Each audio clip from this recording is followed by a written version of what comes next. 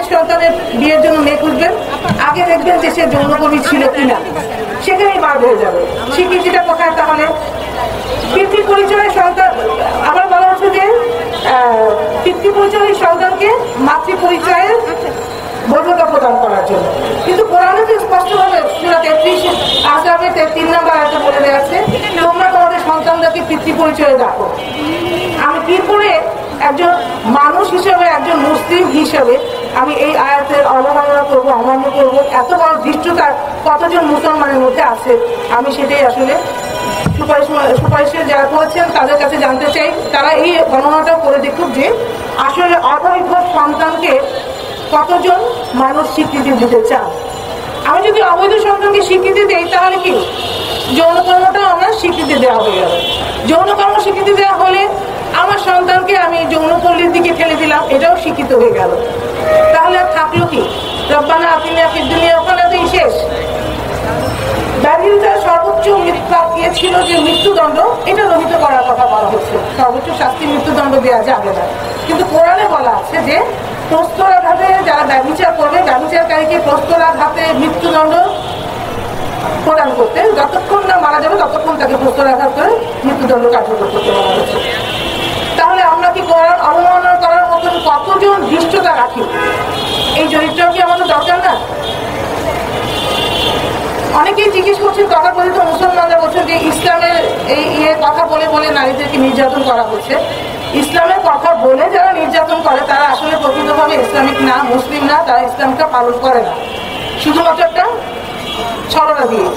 আমি যদি এখন রাস্তায় বের হই, আমি জানি না, আমাদের তো সবার গাড়ি নেই, আমাদেরকে অনেক সময়, বেশিরভাগ সময় পাবলিক ট্রান্সপোর্টে উঠতে হয়।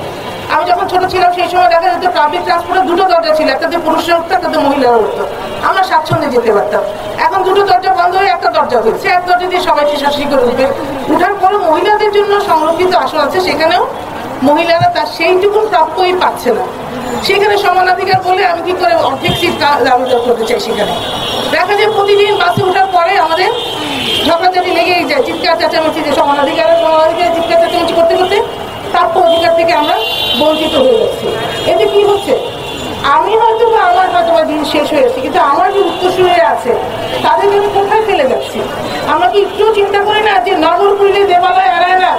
আমার সন্তানদেরকে আমি যত ইসলামিক জ্ঞান দিই না কেন, রাষ্ট্রে যদি ইসলাম প্রতিষ্ঠিত না হয় আমার সন্তানও সেই অনলে জাহান্নামের আগুনে পুড়ে ছাই হয়ে যেতে পারে। আল্লাহ মাফ করুন, আমাদের যেন এরকম পরিণতি না হয়। প্রাপ্য অধিকার মানুষ পাচ্ছে, তার উপর আবার সমানাধিকার, এ যেন বোধের উপর বিধি করার মতো। একসময় বাচ্চার কথা বললাম, আমি আরেকটা কথা বলতে চাই। সংসার সুখে করার জন্য সব স্ত্রীদেরকে ধরে ধরে বিদেশ পাঠিয়ে দাও, অনেক টাকা আসবে, এদিকে স্বামী আরবিতে বিয়ে করবেন, ছেলে মেয়ে যে কটা রেখে যাবে সেই কটা এতিমখানায় চলে যাবে, সংসার খুব সুখের হলো। ওদিকে মহিলা হয়তো ওখানে নির্যাতিত হচ্ছে, নির্যাতিত হয়ে ফিরে আসার পরে তাকে আর গ্রহণ করা হচ্ছে না। তো এই যে সুখের পিছনে ছুটতে ছুটতে সংসারটাই ভেঙে দিলাম। ছোটবেলায় সেই কবিতার কথাটা দিয়ে আমি শেষ করতে চাই। নাই কিরে সুখ, নাই কিরে সুখ, এ ধরা কি শুধু বিষাদ নয়, যাতনে জ্বলিয়া কাঁদিয়া মরিতে কে বলি কি নর জন্ম লয়। আমরা আসলে এভাবে সুখ খুঁজতে না, আল্লাহ সুবহানাহু ওয়া তাআলা আমাদেরকে পাঠিয়েছেন তার ইবাদত করার জন্য। ওই ইবাদতের মধ্যে দিয়ে আমাদের কল্যাণ আছে। আমরা সবাইকে অনুরোধ করছি, কোরআন বুঝুন, কোরআন জানুন, কোরআন পালন করার চেষ্টা করুন, এবং এই যে নারী কমিশনের কোরআন বিরোধী, কোরআনের সঙ্গে সাংঘর্ষিক যতগুলো সুপারিশ করেছে, এই সুপারিশগুলো সব বাতিল করে নতুন কমিশন গঠন করে আবারও যেন এই নারী কমিশনের সুপারিশটা তৈরি করা হয়। এই বলে আমি আমার বক্তব্য শেষ করছি। ধন্যবাদ। নারী কমিশনে কিছু সংস্কার প্রস্তাব, এমন সব সুপারিশ এসেছে যেখানে নীতি নেই, নৈতিকতা নেই, রয়েছে সমাজ ধ্বংসের ছক। এই প্রস্তাবগুলো নারী উন্নয়নের নাম করে আসলে পরিবারগুলোকে ধ্বংস করতে চায়, সম্পর্কগুলোকে বিচ্ছিন্ন করতে চায়, আর আমাদের নতুন প্রজন্মকে উস্কে দিয়ে পতনের পথে নিয়ে যায়। এখন এই মুহূর্তে বক্তব্য রাখবেন সম্মিলিত নারী প্রয়াসের সহ সভানেত্রী ডাক্তার শাহিনারা আনোয়ারি আপা। উনি সিনিয়র কনসালটেন্ট, পিজি হাসপাতাল। আমি আপাকে বক্তব্য রাখার অনুরোধ জানাচ্ছি।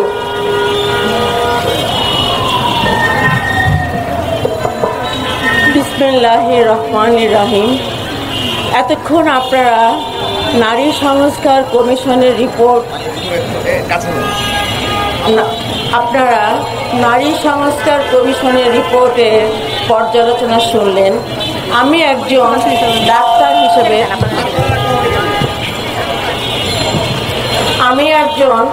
ডাক্তার হিসেবে স্বাস্থ্য সেবায় আমরা কতটা ঝুঁকিতে পড়ব সেই সম্পর্কে দু একটি কথা আপনাদের জন্য বলছি।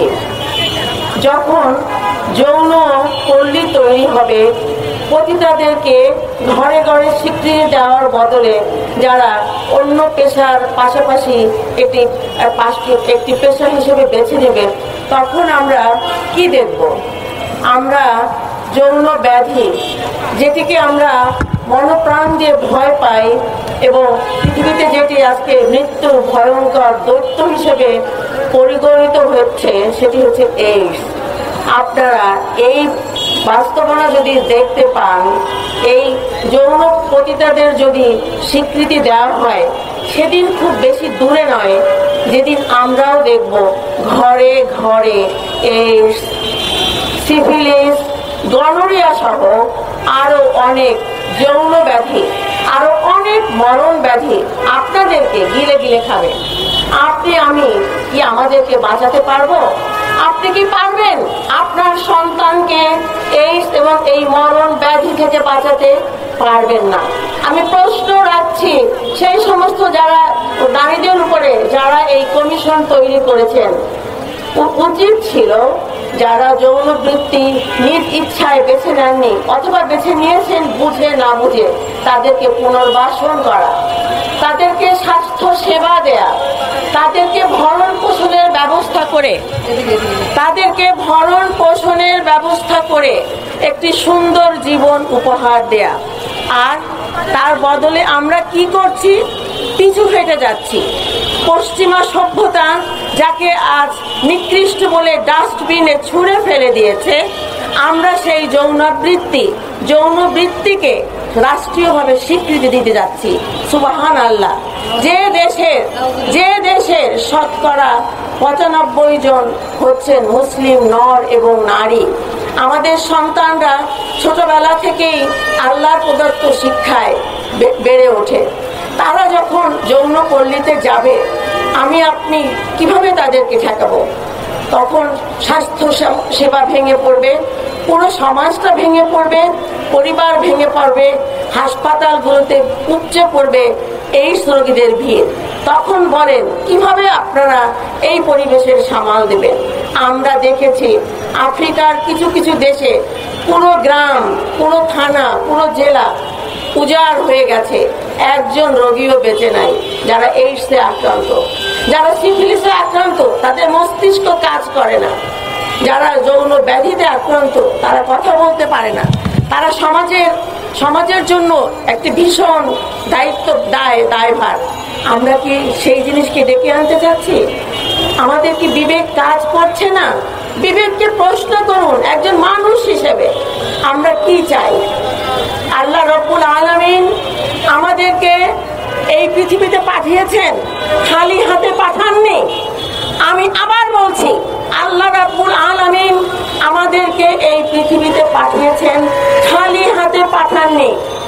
যুগে যুগে বিধান, আল কুরআন নাজিল হয়েছে, সেখানে যে বিধান দেয়া হয়েছে সেটা শুধু মুসলমানদের জন্য নয়, সেটা সমগ্র মানব জাতির জন্য উপদেশ। কাজেই নিশ্চিন্তে, নির্দ্বিধায়, কোনো তর্ক বিতর্ক ছাড়া সেই আইনগুলো আমাদেরকে মেনে নিতে হবে। আর আমরা যারা মুসলমান আছি, অন্তত যারা নিজেদেরকে মুসলমান বলে পরিচিত দেই, তাদের জানতেই হবে কোরআনে আল্লাহ পদে পদে বলেছেন সামিনা সামিনা ওয়া তাআনা, অর্থাৎ আমরা কোরআনের আদেশ শুনলাম এবং মেনে নিলাম। আবার বলছি, আমরা শুনলাম এবং মেনে নিলাম। কাজেই প্রিয় ভাই বোনেরা আমার, আজকে স্বাস্থ্য বলেন, আজকে সমাজ বলেন, পরিবার বলেন, ব্যক্তি জীবন বলেন, সেটার জন্য যেই নীতি ধ্বংস ডেকে আনে, একটি সুস্থ বিবেকে আমরা কি সেই নীতিকে গ্রহণ করতে পারি? আপনার বিবেক কি বলে? বিবেকের কাছে প্রশ্ন রেখে গেলাম আমি। একজন চিকিৎসক হিসেবে, একজন মুসলিম নারী হিসেবে আমি বলবো, দয়া করে আপনারা সবাই আল কোরআন পড়ুন। আপনারা জানেন না আল কোরআনের ভিতরে নারীদের জন্য কি সুসম্পদ, কি রত্ন লেখা আছে, যেটা কোনো ধর্ম, কোনো কোনো অন্য কোনো দিক নির্দেশনা, যারা কোনো দার্শনিক, কোনো জাতি, কোনো সভ্যতা এই ইসলাম ছাড়া কেউ দিতে পারেনি। ইসলাম সমতা রক্ষা করে নারীকে সর্বোচ্চ আসনে বসিয়েছেন। আল জান্নাতু আদামুল তাহাতা, অর্থাৎ মায়ের পায়ের নিচে সন্তানের বেহেশত। আমি আপনাদেরকে চ্যালেঞ্জ দিয়ে বলছি, আপনি অন্য কোনো একটি ধর্মে দেখান যেখানে নারীকে বলা হয়েছে নারীকে মানুষ, সোল, নারীদের কোনো আত্মা নাই, আর সেখানে আমাদের নবী সাল্লাল্লাহু আলাইহি ওয়াসাল্লাম বলে গেছেন মায়ের পায়ের নিচে সন্তানের বেহেশত। সুবহানাল্লাহ, সুবহানাল্লাহ।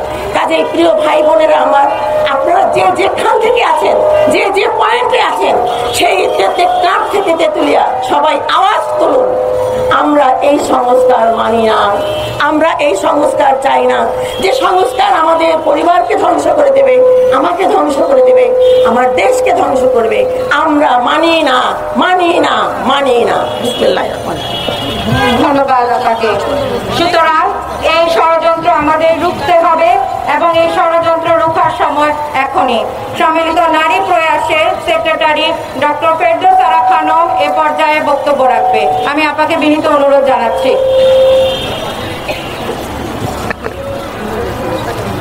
সম্মানিত সাংবাদিক ভাই ও বোনেরা, আপনারা অনেকক্ষণ কষ্ট করে এই রৌদ্র খরার মধ্যে দাঁড়িয়ে আমাদের এই অনুষ্ঠানকে ধারণ করছেন। অন্তরের অন্তঃস্থল থেকে আপনাদের সকলের প্রতি কৃতজ্ঞতা জানাই। আজকে অত্যন্ত ভারাক্রান্ত হৃদয়ে আমরা সম্মিলিত নারী প্রয়াসের পক্ষ থেকে প্রেস ক্লাবের সামনে মানববন্ধনে একত্রিত হয়েছি। সম্মানিত সাংবাদিক ভাই ও বোনেরা, উপস্থিত বোনেরা, আমরা জানি জুলাই অভ্যুত্থানের এক রক্তক্ষয়ী সংগ্রামের মধ্যে দিয়ে এই অন্তর্বর্তীকালীন সরকার গঠিত হয়েছিল। যে আন্দোলনের রক্তস্নাত পথ বেয়ে এই সরকার গঠিত হয়েছে, যাদের সিদ্ধান্তের কারণেই সরকারের পক্ষ থেকে একাধিক সংস্কার কমিশন গঠিত হয়েছে, তারই একটি সংস্কার কমিশন হচ্ছে এই নারী বিষয়ক সংস্কার কমিশন। কিন্তু আমরা অত্যন্ত দুঃখের সাথে লক্ষ্য করেছি এই কমিশনের প্রধান শিরিন পারভিন হক টিভি টক শোতে উল্লেখ করে বলেছিলেন যে কোনো ইসলামিক স্কলারকে এই কমিশনের অন্তর্ভুক্ত করার কোনো প্রয়োজন তারা মনে করেনি। সাংবাদিক ভাইয়েরা ও বোনেরা, আমি প্রশ্ন করতে চাই, আপনারা কি লক্ষ্য করেননি জুলাই অভ্যুত্থানের সময় অসংখ্য হেজাবধারী, নেকাবধারী, পর্দাধারী নারী ছাত্রী যারা এই আন্দোলনের সম্মুখ ভাগে রেখে এই আন্দোলনের নেতৃত্ব দিয়েছিল? তাহলে কি আপনি বলতে চান যারা এই আন্দোলনের হিজাবধারী মুসলিম মহিলারা, নারীরা, ছাত্রীরা অংশগ্রহণ করেছিল, তাদের সেই অংশীজনকেও আপনি অস্বীকার করতে চান? অথচ তাদেরই রক্তের উপর দাঁড়িয়ে আপনি আজকে এই সংস্কার কমিশনের প্রধান হয়েছেন। সুতরাং এই সংস্কার কমিশনের ভেতরে যে কমিটি গঠিত হয়েছে 10 জনের মধ্যে একজনও ইসলামী স্কলারকে অন্তর্ভুক্ত করা হয়নি। তাই আমি প্রথম যে দাবিটি করতে চাই, একটি অন্তর্ভুক্তিমূলক একটি নতুন সংস্কার কমিশন গঠন করা হোক, যেখানে সংখ্যাগরিষ্ঠ মুসলিম নারী এবং পুরুষের প্রতিনিধিত্ব করবে। সম্মানিত সাংবাদিক ভাইরা, তারা এই 312 পৃষ্ঠার কমিশনের সুপারিশের প্রত্যেক পাতায় পাতায় সমতা চেয়েছে। প্রত্যেক জায়গায় তাদের একটি স্লোগানের মুখ্য বিষয় ছিল নারী পুরুষের সমতা চাই। কিন্তু সব জায়গায় কি সমতা সম্ভব? আল্লাহ তো নারীদেরকে মাতৃত্বের অধিকার দিয়েছেন। আপনি পুরুষরা যারা আছে তাদেরকে তো এই সুযোগ আল্লাহ দেননি। আপনি কি করে সেখানে সমান সুযোগ চাইতে পারেন? পারেন না তো। আল্লাহ দেওয়া সেই অধিকারের কাছে তো আমাদেরকে মাথা নত করতেই হবে। সুতরাং সকল ক্ষেত্রে সমান অধিকার যেমন লাভ, মর্যাদা অধিকার আল্লাহ দিয়েছেন, কিন্তু সকল জায়গায় সাম্যতা আসলে সকল জায়গায় সম্ভব নয়। তাই আমি বলতে চাই, ইসলামের নারীর সমতা নয়, বরং অধিকারে বিশ্বাস করে, ন্যায্যতা চায়। তারা যেমন বলেছে যে পিতার পরিচয় যেখানে পাওয়া যাবে না সেখানে সিঙ্গেল মাদারকে তারা অনুমোদন দিতে বলেছে। সম্মানিত ভাইয়েরা, বাংলাদেশের প্রেক্ষাপটে, এটি আমেরিকা নয়, এটি ইউকে নয়, বাংলাদেশের প্রেক্ষাপটে সিঙ্গেল মাদার কখনো গ্রহণযোগ্য নয়। যে নারী তার সন্তানের পিতৃ পরিচয় দিতে পারবে না, যে নারী তার সন্তানের পিতৃ পরিচয় জানে না, এরকম সিঙ্গেল মাদারকে বাংলাদেশের প্রেক্ষাপটে কখনো গ্রহণযোগ্য করা হয়নি। আমি আপনাদের মতো সাংবাদিক ভাইদের কাছেও সেই জন্য প্রশ্ন করতে চাই, আপনি, আমরা যারা যে পরিবার থেকে বড় হয়েছি, আমরা কি কখনো এরকম আমার মাকে, আমার বোনকে, আমার মেয়েকে এই অবস্থানে একটি সিঙ্গেল মাদার হিসাবে পিতৃ পরিচয় জানা না জানা একটি সন্তান নিয়ে সামাজিকভাবে গ্রহণ করতে পারি না তো। সুতরাং এই সিঙ্গেল মাদার অনুমোদনের যে সুপারিশ তারা করেছে এটিও আসলে যুক্তিযুক্ত নয় বাংলাদেশের প্রেক্ষাপটে। তাদের একটি দাবি ছিল যে তালাক, উত্তরাধিকার, বিয়ে, তালাক, উত্তরাধিকার, ভরণ পোষণ সকল ক্ষেত্রে অভিন্ন পারিবারিক আইন চায়। সম্মানিত ভাইরা, আমরা জানি যে প্রত্যেক ধর্মের নিজস্ব একটি বিধিমালা অবশ্যই রয়েছে, যেমন ইসলামের রয়েছে। সুতরাং প্রত্যেককে তার নিজ নিজ বিধিমালা অনুযায়ী তাদের বিয়ে, তালাক, ভরণ পোষণের ব্যবস্থা করা হোক, এটি আমরা চাই। যেমন করে আমরা চাই ইসলামী বিধান অনুযায়ী আমরা মুসলিমরা আমাদের বিয়ে, তালাক এবং ভরণ পোষণের ব্যবস্থা করি, এবং এক্ষেত্রে যদি কোনো ব্যত্যয় ঘটে তাহলে আদালত দ্বারা সেটি নিশ্চিত করার প্রস্তাব করা যেতে পারে। ইসলামে উত্তরাধিকারীর আইনটি কোরআন দ্বারা নির্ধারিত। যদি কোনো মানুষ সেই বিধানকে পরিবর্তন করতে চায়, সে তো কোরআনের উপর হাত দিয়েছে বলে আমি দাবি করব। আমরা তাই বলতে চাই যে বাংলাদেশের মতো মুসলিম সংখ্যাগরিষ্ঠ দেশে কোরআনের বিধানের পরিবর্তে অন্য কোনো বিধান মুসলিম নারীরা কখনোই মেনে নিবে না। তাই কোরআনে যে বিধানটুকু দেওয়া হয়েছে, অর্থনৈতিকভাবে যে নিরাপত্তা নারীদেরকে দেওয়া হয়েছে, সম্পদের পাশাপাশি সে দেনমোহর পেয়ে থাকে, সম্পদের পাশাপাশি সে পিতার থেকে, স্বামীর থেকে ভরণ পোষণ পেয়ে থাকে, এবং সে স্বাধীনভাবে নিজে যা উপার্জন করে, আমি একজন কর্মজীবী নারী হিসাবে আমি যা উপার্জন করি সেই সম্পত্তির মালিকানাও একজন নারী পেয়ে থাকে। সম্মানিত বোনেরা, তারা দাবি করেছে যৌন পেশাকে পেশা হিসাবে অনুমোদন দেওয়ার জন্য। আমি আপনাদের মাধ্যমে এই 10 সদস্য বিশিষ্ট কমিশনের কাছে ঔদাত্ত আহ্বান জানাই যে আসুন, আপনার মেয়েকে, আপনার বোনকে এবং আপনারা নিজে প্রথম শ্রমিক পেশা হিসাবে, যৌন পেশা হিসাবে নিজেদেরকে স্বীকৃতি প্রদান করুন। এবং এই নারী অবমাননা করে এটি পেশা কখনোই শ্রম হিসাবে স্বীকৃতি পেতে পারে না, যেটি সমাজকে ভেঙে দেওয়ার নামান্তর, একটি নারীর জন্য একটি চরম অন্যায়।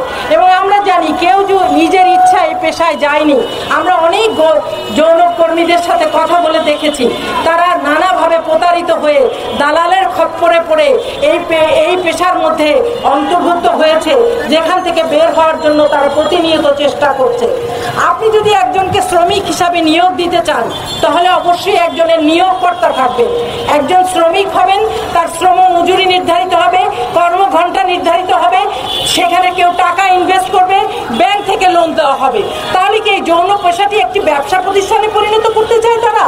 যেই দেশে যেখানে টাকা ইনভেস্ট করে একটি ব্যবসা তৈরি করা হবে, আর মুসলিম নারীরা, মেয়েরা সেই পেশায় অংশগ্রহণ করে তারা ইনকাম করবেন, এটি কতখানি গ্রহণযোগ্য এবং কতখানি বাংলাদেশের প্রেক্ষাপটের জন্য এটি গ্রহণযোগ্য হতে পারে? এটি আমেরিকা নয় সম্মানিত বোনেরা এবং ভাইরা, এটি আমেরিকা নয়, এটি লন্ডন নয়, এটি পাশ্চাত্যের কোনো দেশ নয়। এই পাশ্চাত্যের দৃষ্টান্তকে অনুসরণ করে এইটাকে ব্যবসা প্রতিষ্ঠানে পরিণত করার যে মূল মন্ত্র আপনারা এনজিওর মাধ্যমে নিয়ে এসেছেন এবং তার মাধ্যমে টাকা ইনকামের ব্যবস্থা করার চেষ্টা করছেন, সেটি থেকে বিরত থাকেন, সেটি থেকে দূরে যান। এবং এটি বাতিল করার জন্য আমরা সরকারের কাছে দাবি করছি। এটি কখনোই আমাদের ধর্ম অনুমোদন করে না এবং মুসলিম সংখ্যাগরিষ্ঠ জনগোষ্ঠীও এটিকে গ্রহণ করবে না। বরং যার যা দক্ষতা, যোগ্যতা আছে সেটিকে সেইভাবে প্রশিক্ষিত করে তাদেরকে সম্মানের সাথে পুনর্বাসিত করা সমাজে।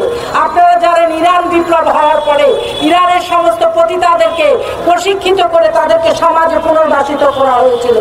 সুতরাং এই পতিতাবৃত্তি অনুমোদন করে দিয়ে সমাজকে ভেঙে দিয়ে পরিবারকে ভেঙে দিয়ে একটি অস্থিতিশীল পরিবার ব্যবস্থা গড়ে তুলতে চাচ্ছে। এবং এভাবেই স্বামী সন্তানকে পতিতালয়ে যাওয়ার ব্যবস্থা করে দিয়ে একটি নারীকে আবার অ্যাকিউজ করা হচ্ছে, অভিযুক্ত করা হচ্ছে যে সে ম্যারিটাল রেপের শিকার হয়ে ফৌজদারি আইনে শাস্তি দাবি করতে পারবে। যদি কোনো নারী এটিকে অপব্যবহার করে তাহলে তো পরিবারের সেই স্বামীটি বিয়ে বাদ দিয়ে পতিতালয়ে যাওয়া শুরু করবে। তার কি দরকার এই ম্যারিটাল রেপের ফৌজদারি আইনের আওতায় এসে শাস্তি ভোগ করা? বরঞ্চ নিরাপদে নির্বিঘ্নে সে পতিতালয়ে চলে যাবে। সম্মানিত বোনেরা,